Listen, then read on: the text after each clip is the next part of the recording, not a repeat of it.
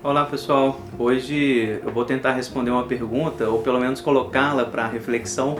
A psicanálise muda as pessoas? Fazer uma análise modifica as pessoas?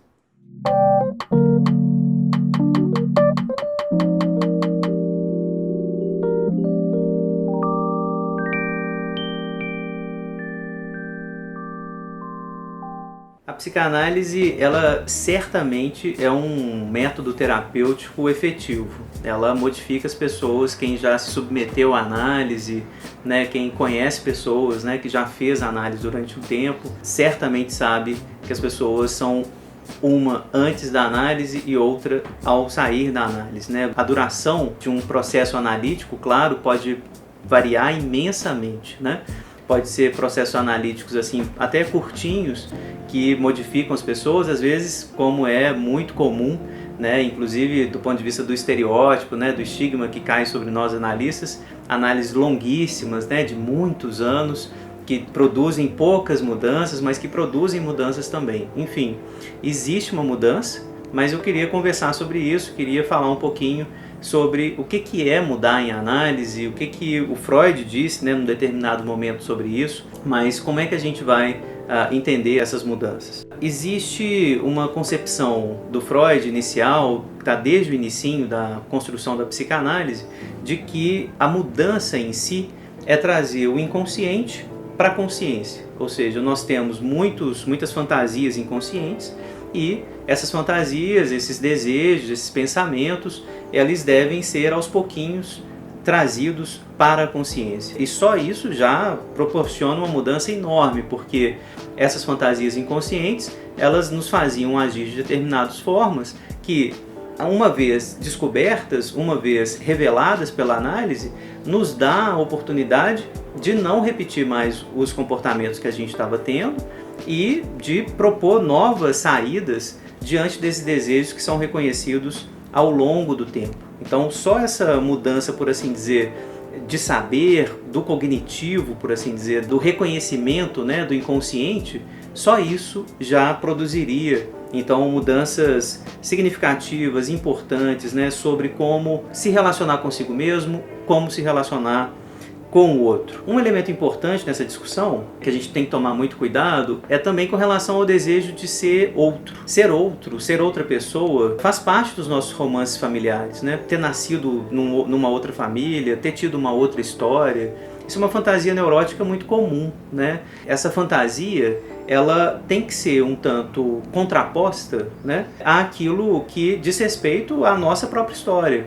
Então, boa parte desse desejo de mudança também vai ser colocado em xeque pela análise, na medida em que aquilo que eu gostaria de ser, os meus ideais, né, aquilo que eu esperaria que eu fosse, aquilo que o outro espera que eu seja, né, o outro significativo para mim, né, meus pais, né, e que eu não sou. Enfim, os desejos de mudança, eles também são desejos permeados, atravessados pelo inconsciente, pelos desejos inconscientes, pelas nossas fantasias, e esse desejo de mudança, portanto, também tem que ser colocado em análise, também tem que ser criticado. Então, antes de idealizar qualquer processo de mudança na análise, a gente tem que se questionar efetivamente: mudança em nome do quê? Para quem? Com qual objetivo?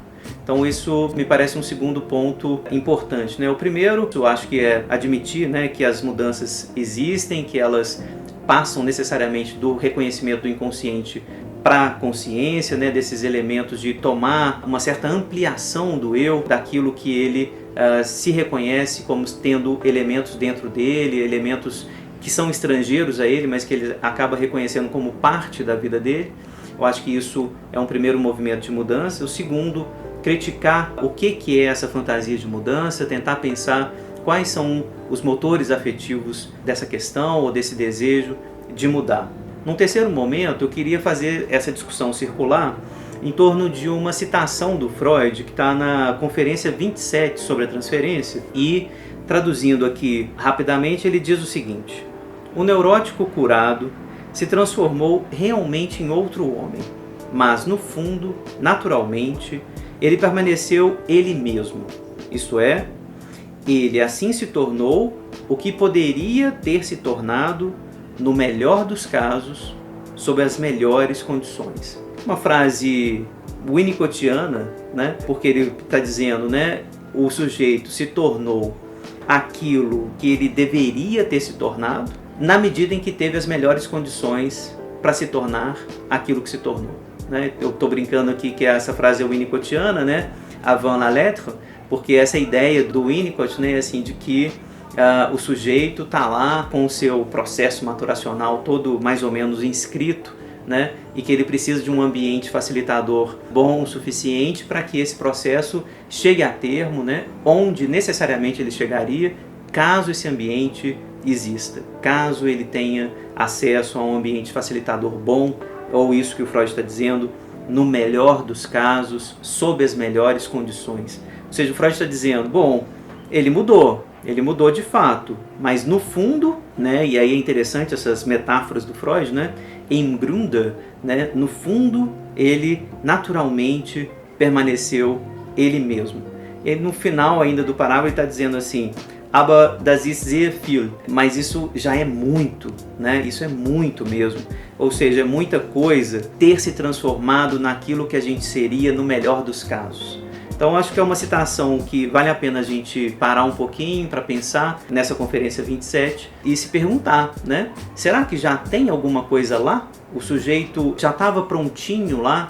E aí a análise tira, né, aqueles escombros de cima aí do sujeito, e o sujeito aparece, né, pleno, como ele apareceria se tivesse as melhores condições, né? Se tivesse tido as melhores condições anteriormente, ele já seria aquilo que a análise conseguiu fazer com que ele fosse? É uma frase que, como eu estou brincando, mas eu acho que é um ponto importante, está apontando, por exemplo, para a direção que o Winnicott vai pensar o desenvolvimento humano, para pensar, enfim, algo de um sujeito que está lá previamente à análise.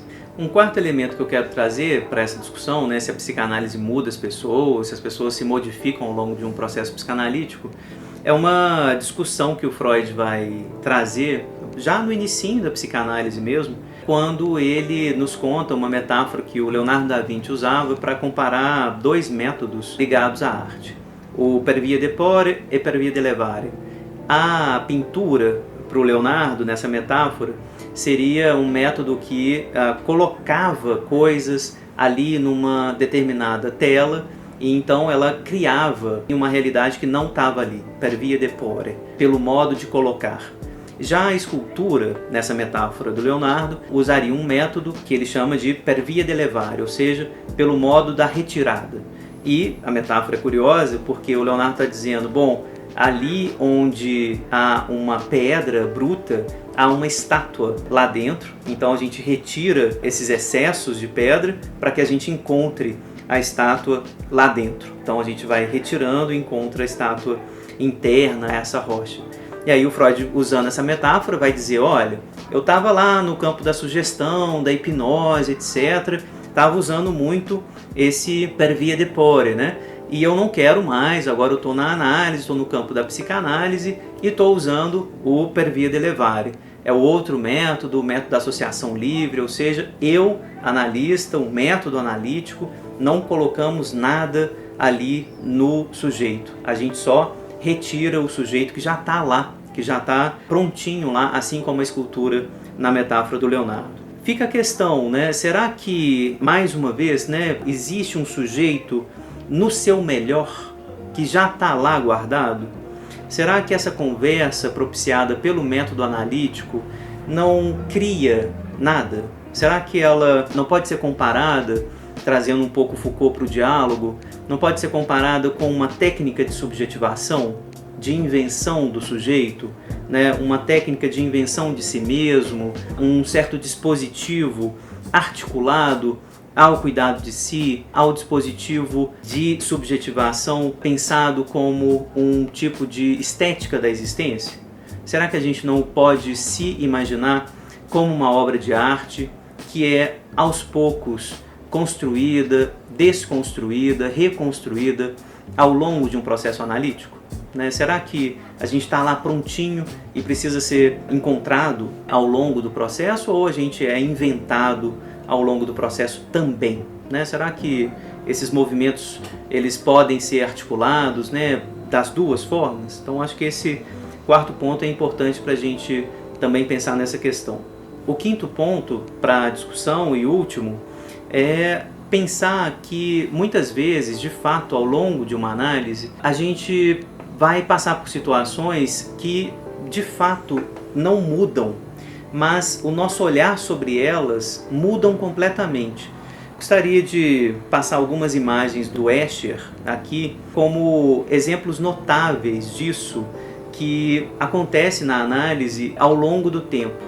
Muitas vezes a gente vai reinterpretar o nosso passado ou partes do que a gente é, o que a gente deseja, como a gente pensa, de uma perspectiva diferente. O passado, por exemplo, ele não muda, ele está lá e a cena que aconteceu, que antes nos causava tanta dor, por exemplo, pode num determinado momento ser vista de outro ângulo e ela pode nos fazer rir, ela pode diminuir a dor sensivelmente, ou seja, essa lógica do trompe-l'œil, essa lógica do engano, né, assim, de que depende da perspectiva, depende de como a gente vê, me parece que é uma lógica também pertinente para responder essa questão, né, se a psicanálise muda as pessoas. Às vezes muda, não porque ela tem a capacidade de modificar o passado, mas porque ela dá ao sujeito a consistência, a possibilidade concreta de se haver com o passado de uma maneira absolutamente diferente. Os recursos que o sujeito tinha